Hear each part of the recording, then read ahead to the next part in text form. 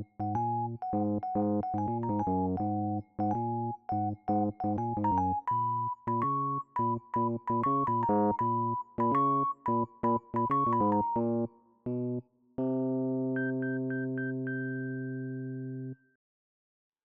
good evening, everybody. Welcome to the next installment of Late Night with Uncle Fran. The time is currently 4 p.m. Eastern, and right after this, I'm going to go up and have a word with my neighbors about their little shit dog that keeps crapping on my lawn. Hopefully, I won't have to use the BB. All right, well, let's jump right into the letters this evening. Here's Dear Uncle Fran. Okay, well, our first letter this evening is from Sandy, age 9, from Buffalo, New York. How sweet, her letter is in crayon. Dear Uncle Fran, what is divorce? My friends keep telling me that that's where my parents are heading. They fight all the time in my house, and though my friends say that their parents fight too, they say mine get much more violent with each other, and they feel they're heading towards divorce. I don't know what this word means, Uncle Fran. Can you please explain it to me? Signed, Sandy. How sweet. Hello, little Sandy. What is divorce? What a great question. Let me paint you a picture. Mom and Dad got together when they were much younger. Your dad was in the prime of his life, adding notches to his belt like a king. And your mom, well, hello. What a stone cold fox. She was a hot little piece who still had a size 2 waist. The two of them got together on one drunken night, and now here you are, Sandy. So they figured, hey, we might as well get married. Why not? We're both hot, we're young, we have this child together. Seemed like the right thing to do. But you see, as time went on, Mommy came to resent Daddy. He left her with this child all day long, and she kissed her career goodbye. And Daddy came to resent Mommy. He often fantasizes about what his life could have been had she not been carrying around his kin. And so, as nature takes its course, Mommy and Daddy, in an honest attempt to not blame you for their problems, seek a divorce. Because if not, death will do them part when one sticks a screwdriver in the other's cranium and makes a dash toward Mexico. That's divorce, Sandy. Hope that helps. Good luck and God bless. Okay, well, next we have Alan, age 67, from Glendale, Arizona. He writes, Dear Uncle Fran, I'm facing a crisis with my 98-year-old mother. She is becoming reckless on the roads, and we seek to revoke her license, but she has become stubborn in her old age. How can we revoke her license, Uncle Fran, without causing a drift in what is sure to be the final stages of her life? Signed, Alan. Well, hello, little Alan.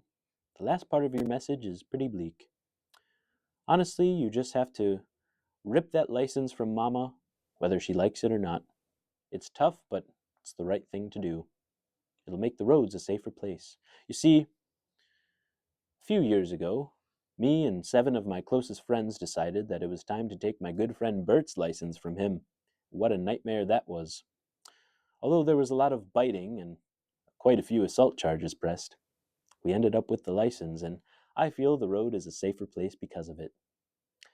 If we can steal the license from that animal Bert, I'm sure you're able to rip it from your senile old bat of a mother. Good luck, Alan, and God bless. All right, well, on to the last letter of the evening. Now we have Wayne, age 25, from Arlington, Texas. Dear Uncle Fran, I am a peak alpha male. Every morning, I wake up at 2 a.m. and go for a jog till my legs give out. Then I drown myself in an ice bath, wake up, and attack the day. I am in the best physical condition I've ever been in, and I have everything together. So why, Uncle Fran, can I not find love? I've been searching everywhere, but no woman wants to be with me. I find this hard to believe since I am so full of life and love, but I can't find my Boo Boo Bear. What do I do, Uncle Fran? How can I find the woman of my dreams? Signed, Wayne. Well, hello, Wayne. Your letter has touched me this evening. I have to congratulate you for getting into this peak condition. You see, many people just sit and are lazy bums and they don't ever attack anything in their life, but you've gone out there, you've put yourself out there, and look at you, you're doing well because of it. Wayne, the only advice I can give you is to be patient. You see, you are putting yourself into situations that you love and appreciate, like going to the gym, going on jogs, going to the smoothie cafe. You will find a woman at one of these places who has similar interests to you. That's the beauty of doing things that you love.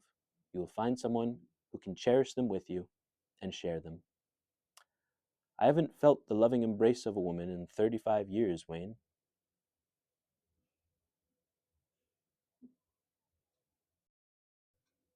Okay, well, hopefully that helps, and best of luck to you, Wayne. Good luck and God bless. All right, well, that's enough of that. Now it's time to hear from my good friend Bert.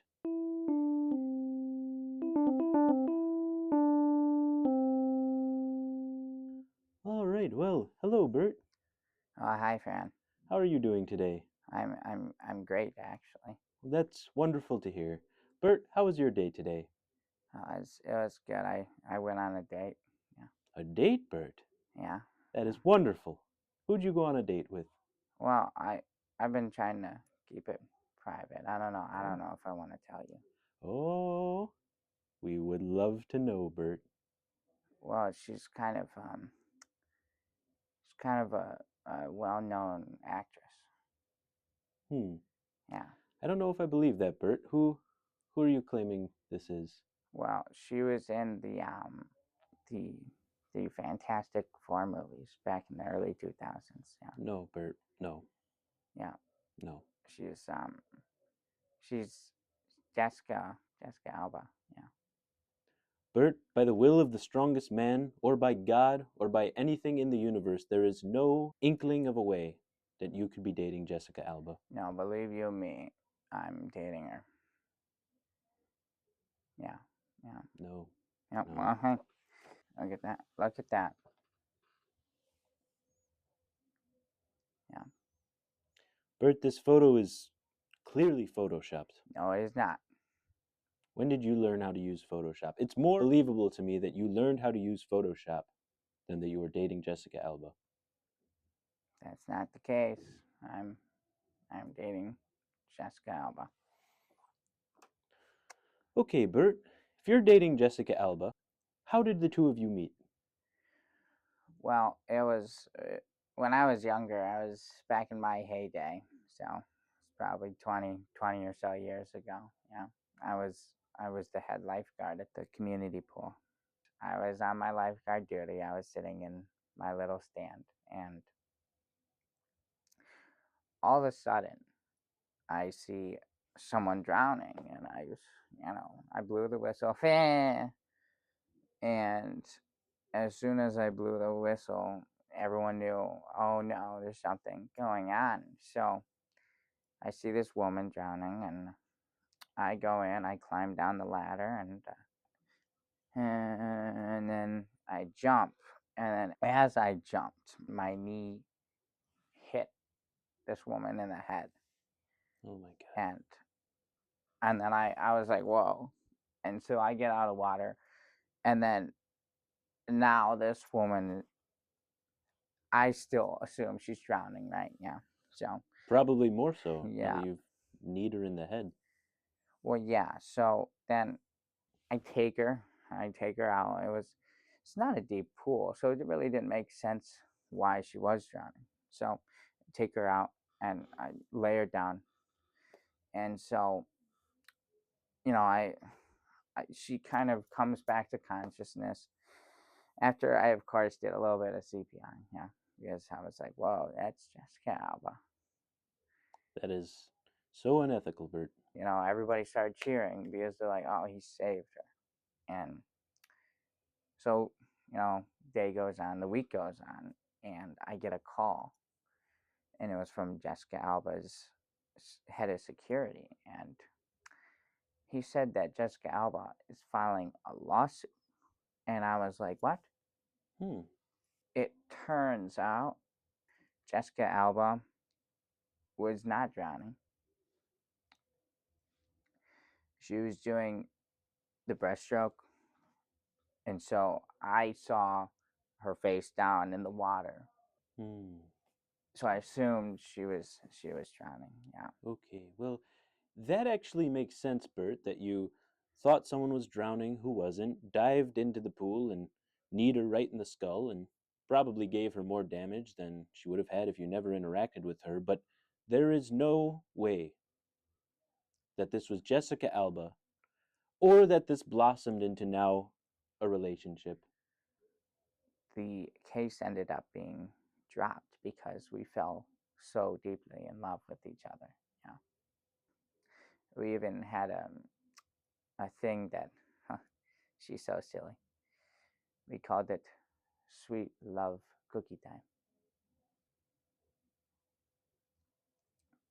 You know, Bert, if you had a boring day, you could have just said so. You didn't have to make up this silly story. You could have just been honest. That is no silly story. The tortoise and the hare is a silly story. This is as real can be. That is a story about love and saving a life. It's a story about giving a girl brain damage and her developing some sort of obsessive condition where she's backwardsly in love with you. And even if it was true, Bert, which I'm almost certain it isn't, Jessica Alba is happily married. Why don't you check again on that one?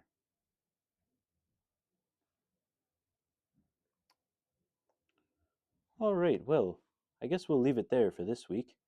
Hopefully, next time, Bert has a true story to tell us. Jessica Alba, if you're somehow listening to this broadcast, please do not sue us. Goodbye, my sweet princess.